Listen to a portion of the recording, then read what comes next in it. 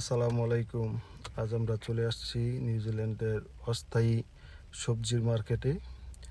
মূলত নিউজিল্যান্ডে সাপ্তাহিক শনিবার এবং রবিবার বন্ধের সময় নিউজিল্যান্ডের বিভিন্ন স্থানে এই মার্কেটগুলো বসে অস্থায়ীভাবে। আর এই মার্কেটগুলোর মূল বিশেষত্ব হলো এই মার্কেটগুলোতে নিউজিল্যান্ডে যারা নিজেরা বাসায় চাষাবাদ করে বা ফার্মে চাষাবাদ করে তারা তাদের চাষাবাদের সবজি বা ফলমূলগুলো এই মার্কেটগুলো থেকে সরাসরি নিয়ে আসে বিক্রির জন্য।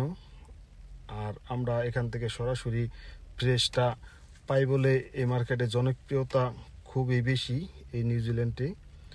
তো আজকে শনিবার, তেমনই একটা শনিবারের মার্কেটে আমরা চলে আসছি, যা এখানে ওতারা নামক জায়গায় এই মার্কেটটি বসছে।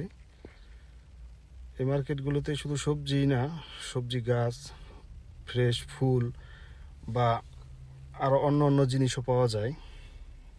তবে মার্কেটগুলো সকাল 6টা থেকে দুপুর 12টার মধ্যেই এই মার্কেটগুলো শেষ হয়ে যায়।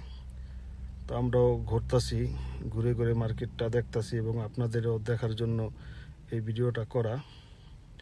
এখানে শুধু দেখেন আমরা বাঙালিরই না, এখানে চায়না, ফিলিপিন, ইন্ডিয়ান এবং নিউজিল্যান্ডের মাউরি বা কিউই সবাই আসে। এই যে আমার এক ভাই এখানে আবার ভিডিও করতেছে, উনি আমাদের কোম্পানিরই এক ভাই। তো ওনার সাথে দেখা হলো, উনিও ভিডিও করতেছে। এখন ওনার সাথে কিছু কথা বলবো, একটু সময় পার করব। ইনশাল্লাহ আবার ভবিষ্যতে এরকম কোনো ভিডিও নিয়ে আপনাদের মাঝে আসবো। সবাই ভালো থাকবেন।